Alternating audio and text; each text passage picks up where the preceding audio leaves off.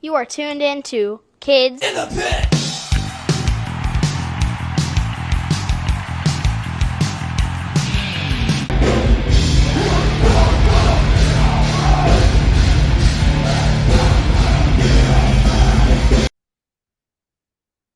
Hey guys, it's Gabe from the Kids in the Pit podcast. Today I'm joined by Guy Kozowyk from the band The Red Chord. Thanks for joining me. I met you at Furnace Fest because my dad sold your merch, but I didn't get to watch your band play because you played during 4 Year Strong. Sorry. Mind if I ask you some questions? Oh yeah, please, please. Gabe, thanks for having me. I really appreciate it. Yeah, you're welcome, and thanks for being on. So, what do you do in the band The Red Chord? I sing for the Red Chord. You know that if you skip 4 Years Strong, but I don't blame you because they're great. Yeah, definitely different bands though, because Very different bands. very different. So, how long has The Red Chord been a band? So we started long before you were born, back in the late '90s. So we're over 20 years ago now, roughly '99, 2000 time frame. So 20, what year is it? 22. So yeah, 22 and a half years ago. Nice. So, what does your band name even mean? So when I was in college, I took a history of music class, and there was a poem, or sorry, it was a play by a German composer. And in the play, the main character uses the red chord in reference to someone that had their neck slit. So it was actually a reference to a slit throat, and it was a schizophrenic person. So crazy person ended up saying like, "My love, what is the red cord across your throat?" And he didn't realize that he had done it. Wow. So So, you don't. So you do learn. You actually do learn things in school that you yeah. maybe end up using later. So, for those not familiar with The Red Chord, what song should they look up? I would say that our newest record, our latest record, which is from 2009, was called "Fed Through the Teeth Machine." I would say anything Wow. off of that would be a good representation. We're pretty old, so it's been a while since we did anything new. Yeah. So I would say "Demoralizer" or "Mouthful of Precious Stones" would be a good starting place for people. Okay, I'll check it out. So, Thank what you. is your favorite place you've toured in, and what's the most obscure place you've toured in? So my favorite place, we've always done better in the United States than probably anywhere else. So I always liked doing US tours. However, whenever we've had the opportunity to go to different places, um, those are always really cool. So we've been to Japan a few times. Oh, That is nice. a completely different experience than anywhere that you're going to go in the entire world.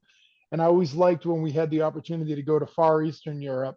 So like places like the Czech Republic, or yeah, Czech Republic is definitely up there. We played a few festivals in Far Eastern Europe, Romania, somewhere in Serbia.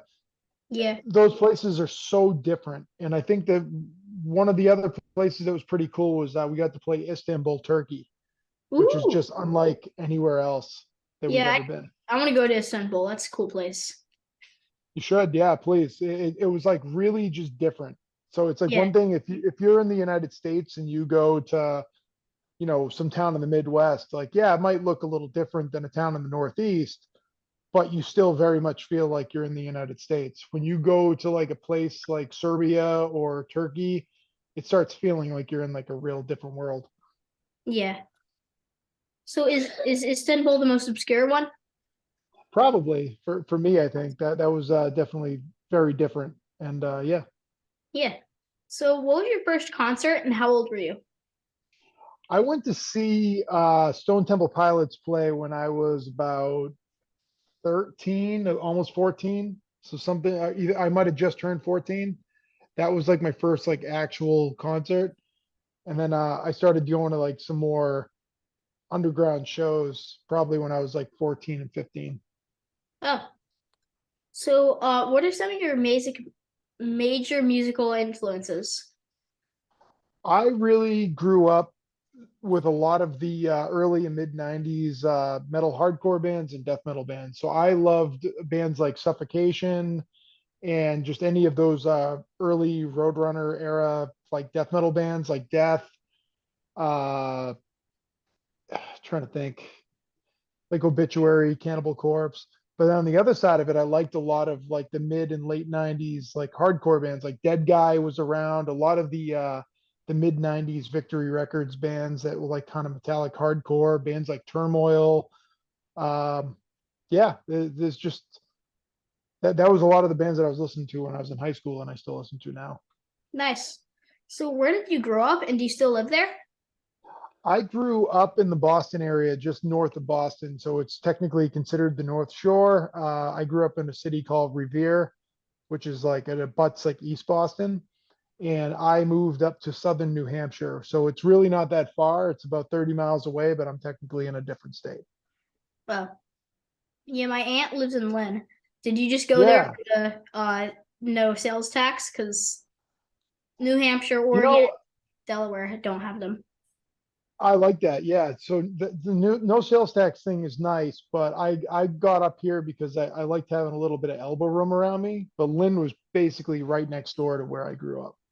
Oh, And when we first started the band, the drummer who you actually met playing in Madball and Unearth, he was the original Red Chord drummer, Mike, and he's oh, from Lynn.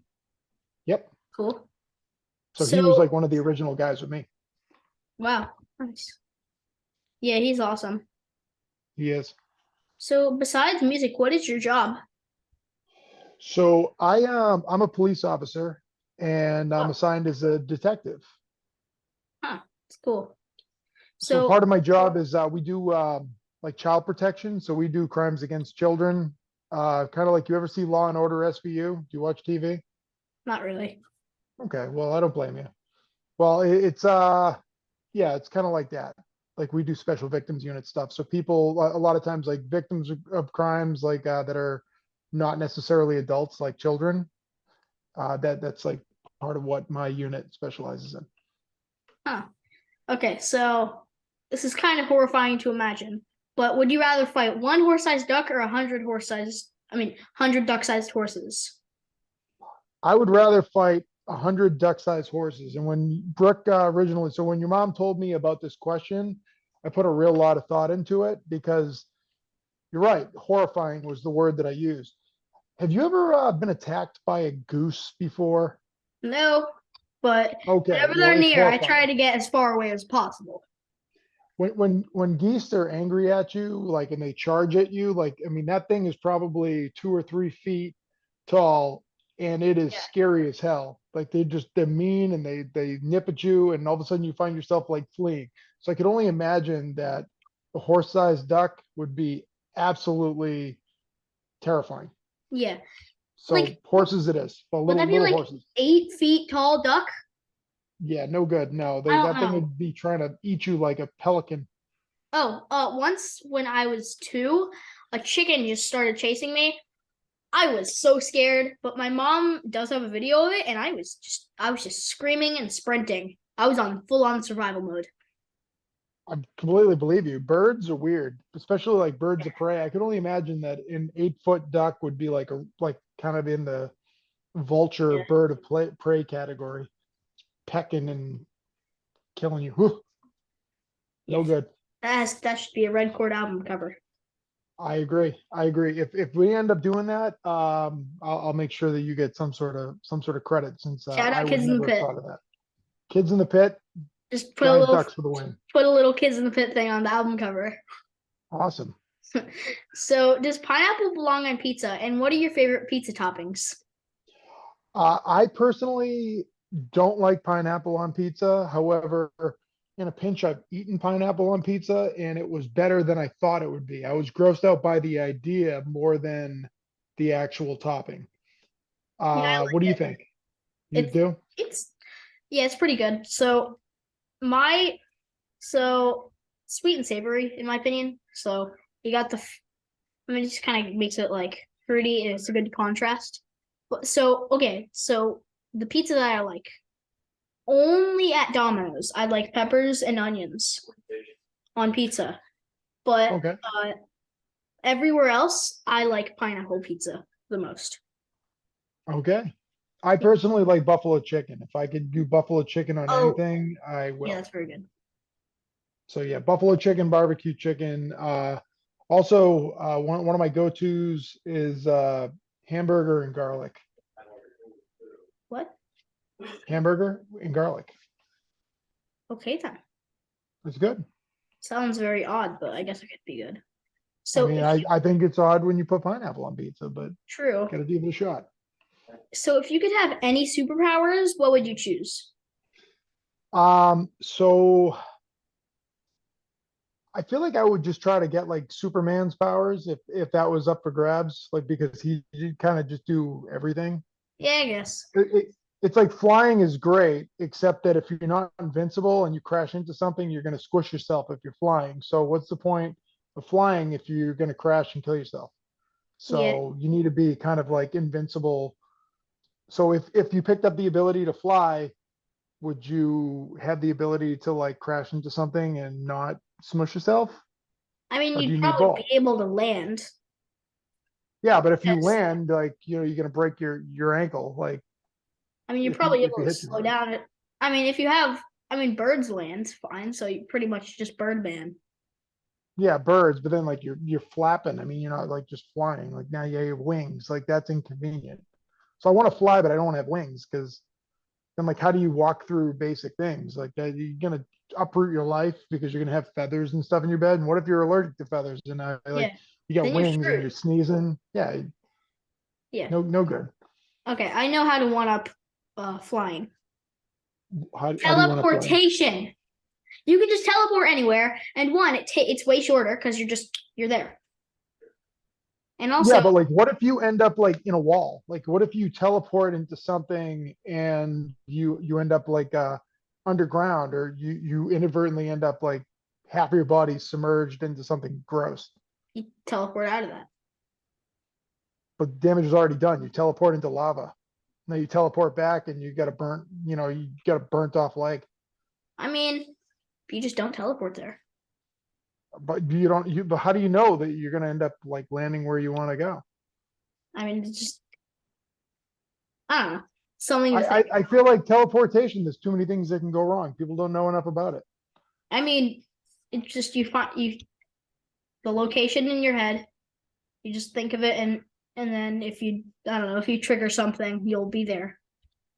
What if somebody's like waiting with a trap or something? How would they know you're going to get to that exact place? You don't. That's my point. Or like what about mind reading? Like I'll remember. I'll think of like the next thing you're gonna say. Um, What am I thinking of? yeah, that What? got it. See, What? that was just what you were thinking. Well, I guess technically that is what I was thinking. I was thinking of pineapple on pizza, which is technically that. Yeah, boom, already there. Superpowers. This is getting way too deep. Okay. If you could have dinner with any three people, living or dead, who would you choose? So I just lost my dad recently, so I'd probably be with my dad again. And then let's see what else. I probably um,